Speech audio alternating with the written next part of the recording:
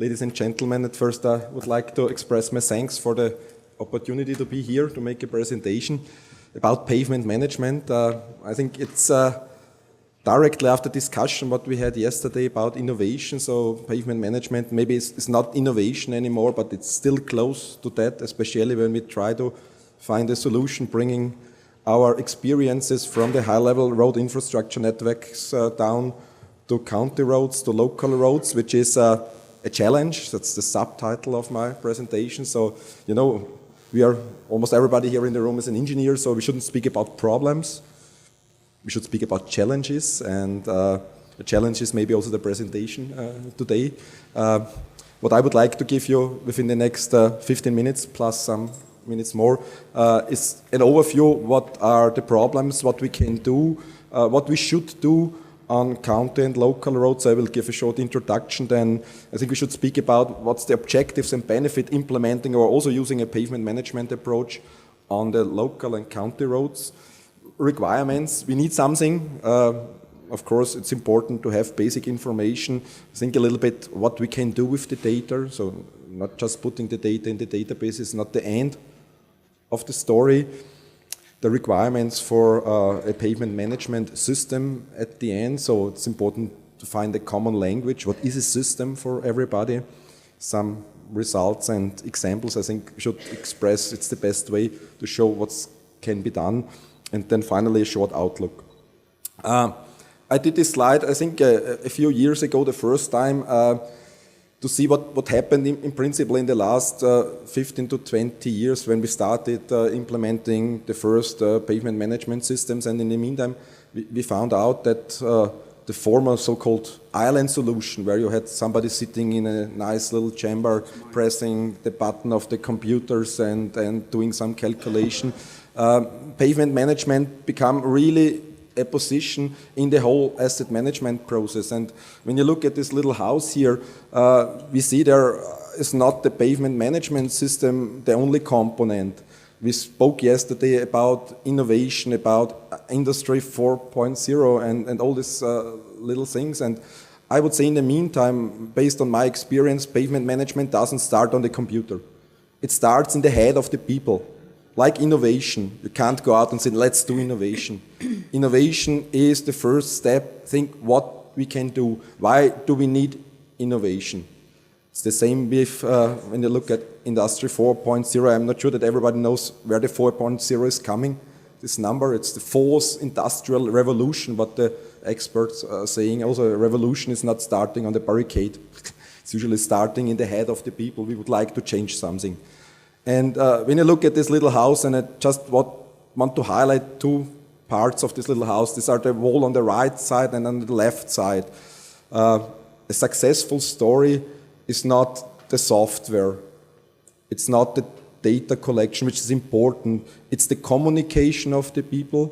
And at the end, it's how we work together within an organization. And if we find a place for all the things we would like to do in this little house, then the stories mainly, not all the time, not everywhere, is successful.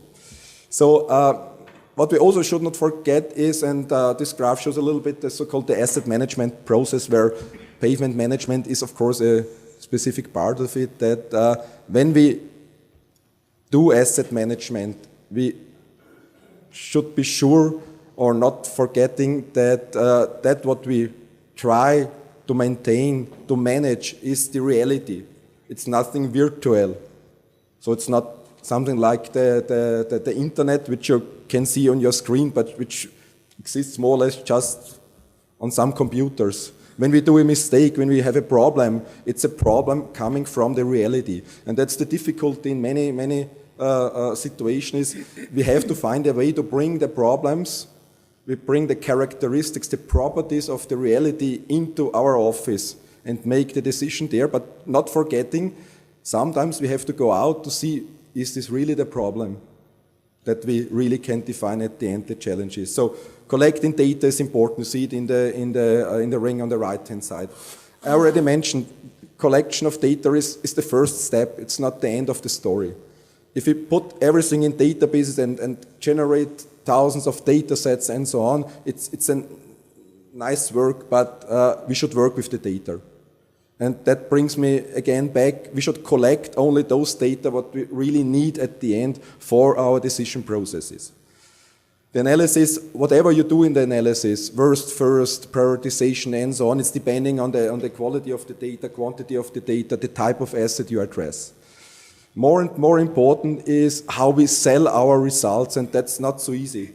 I always bring the example, you have 5 minutes with the politician. What would you explain if you would like to have a little bit more money for your network? Would you like to start to explain what's the International Roughness Index? No, I wouldn't do that. Show exactly that what you want to achieve. And that's also for our engineering, we are educated as engineers, not so easy. So sometimes we should look a little bit also for our colleagues in the marketing side, helping us selling our results. Let's come to the objectives and benefits of a PMS. It's of course an increase of efficiency.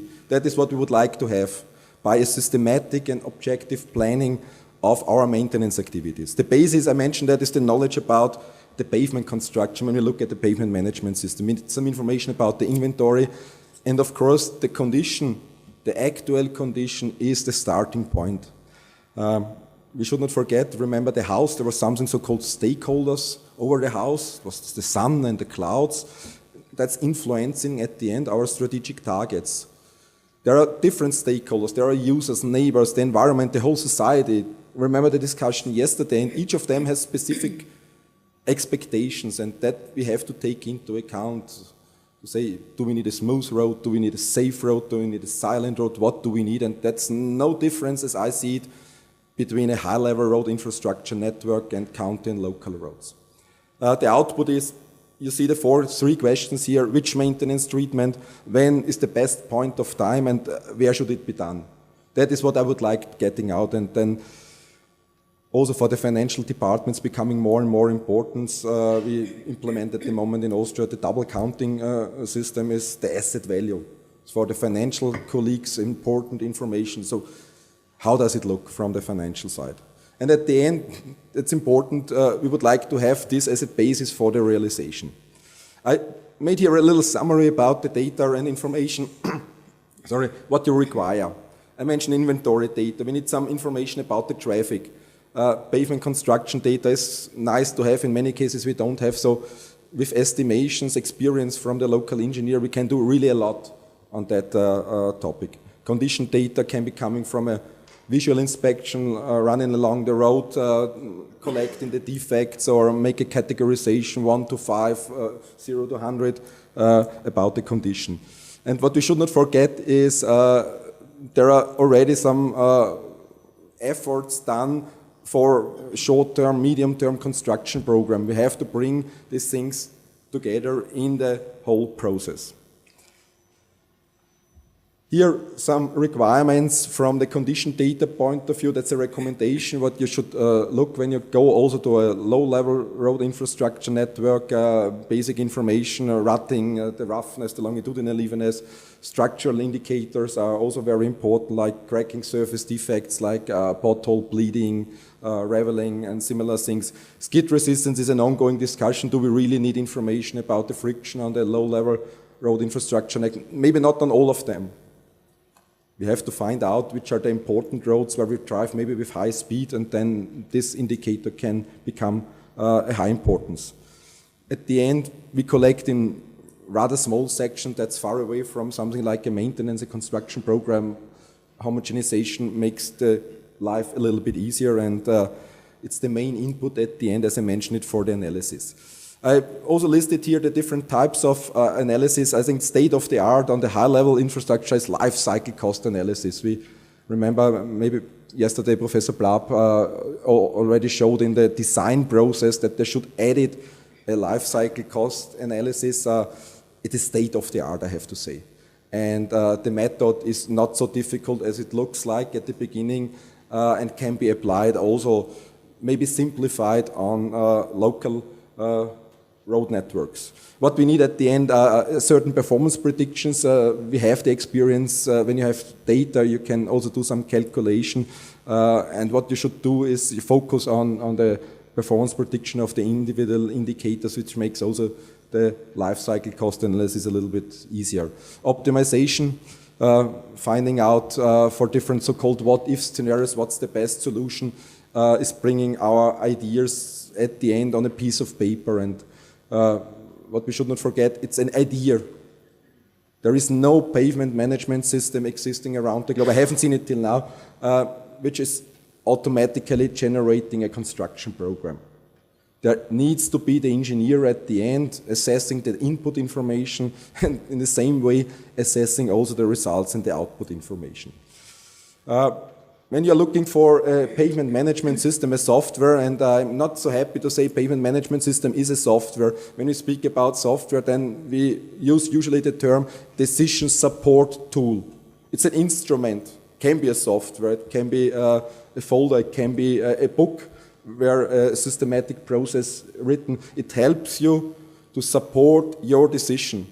The system does not do the decision. The decision is up at the end to the engineer, to the decision maker, to the people who are spending the money, who are responsible for the financial issues. And then it's, I would say, can only be a support tool.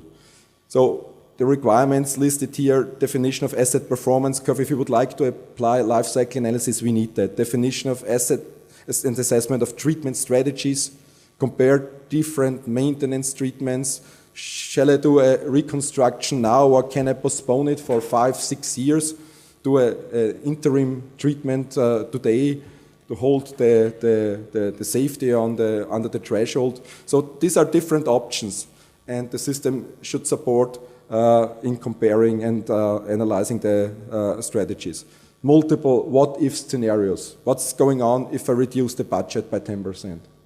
What's going on if I really do nothing? And you will hear after my presentation see some results about this issue if you do not spend any money in your infrastructure.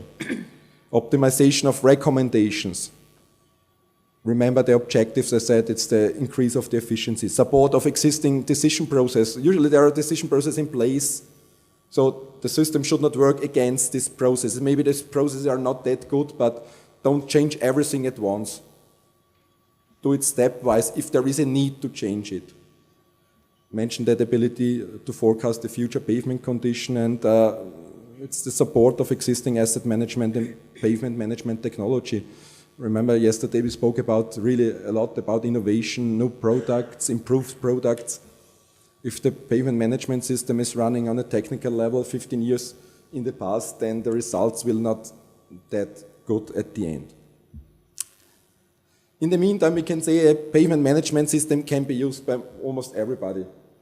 So the technology has developed the last 20 years. We are speaking about something called the 3-tier architecture, where at the end, and I just would like to focus here on the presentation level. What's in the background for the normal user, it's who cares? There is a database level, of course, there is application level, there are server, there are databases.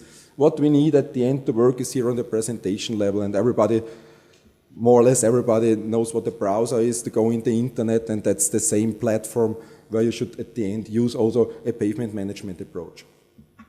What do we getting out from a pavement management solution, from a pavement management system? We can compare, or we can separate it in two main groups of results. To answer the 3 questions which are presented before, you need the section-based results. Ideas what to do in each single road section. That is what I would like to have as an engineer to get the first idea what to do on my road network. At the end, and that's coming back to the slide with the process, is the presentation of the results, is bring the results for a whole network or for a sub-network together and show what's going on for different what-if scenarios. You see here condition distribution, cost distribution, comparison of scenarios, what-if scenarios, treatment distribution, what's the maintenance backlog, monetary, technically, how many kilometers are in poor condition if I reduce the budget by 10% in 10 years. That's questions to be answered. Development of the asset value. I think the best is I show you some example what we have done in the last few years on local and county road networks. Here an example of condition distribution. It's a web application. It's our system, what we are developing and what we are using in many countries. Also, DARS is using the software tool. It's DTIM's Data Total Infrastructure Management tool. Here an application from Ireland. You see here a map. I would like to know how it looks at the moment. Green, everything is fine. Red, maybe I will have some problems on these road sections. And at the end, if I go more deeper in detail, I would like to know on each single road section, is there a short-term maintenance activity needed? That's for the first approach enough in many cases. Look at the quality of the data. Sometimes I just know it's asphalt or cement concrete. I do not know when it was constructed. So first idea is there is a problem. And so I have to go more in detail on the investigation. Presenting results, that's a website. It's a dashboard. Maybe some of you are doing your bank accounting on a dashboard. You go in, do net banking, you see all the information of your account. It's the same. Why not providing this information in a similar way to the decision maker? They're in a discussion with the politicians. Okay, that's the amount of money we spent the last year. That's the consequence. If we get more money, it's not a guarantee at the end that the people are getting more money, the engineers. But it shows the effect. And then it's also a question at the end, a certain question of responsibility of the engineers to show that's going on in the next 10, 15, 20 years if we do not increase the maintenance funds. Here I already showed this slide. Input for construction program, go really more in detail, find out at the end what I would like to do on investigation and project level. Life cycle cost analysis. It's also an easy way at the end with some graphs and some tables to show the results of life cycle cost analysis, compare different maintenance treatment strategy. You see here, I'm not sure that you can see it in a very good way, that's the do nothing line, and I have 2 maintenance activities here planned based on a specific scenario. If I do not get the money, maybe in the end of the analysis period, the second solution is not available, then of course the consequence is that the condition of the road infrastructure of the single road section will go down. An example for a very small community network in Austria is they just wanted to have the maps, present the mayor of the community. He was really happy. He could see what to do, which are the critical sections there, and based on this information, they did a detailed planning of the maintenance activities and could see at the end how much money they need to spend in their network to keep the level, the actual one. Here, again, performance prediction, not showing a complex equation, showing really by applying the model what's going on the infrastructure, 2016, 2021, 2026. I think it's easy to understand. I think it was 10 seconds I needed to present these 3 slides. No comment on that. So everybody understands if I spend that amount of money, that's the consequence in the next 10 years.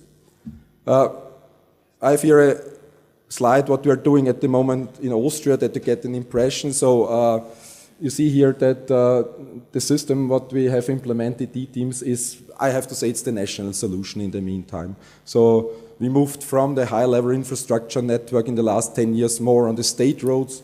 We have at the moment a high number of state roads which are covered by the pavement management system, but also the number of communities and rural roads is increasing, finding out that it makes sense to use a pavement management system, especially in the discussion with the decision makers, with the policy makers on an objective level. To say, look here, that is what I predict. Of course, each prediction has some quality issues, but at the end it gives us some idea what's really coming up.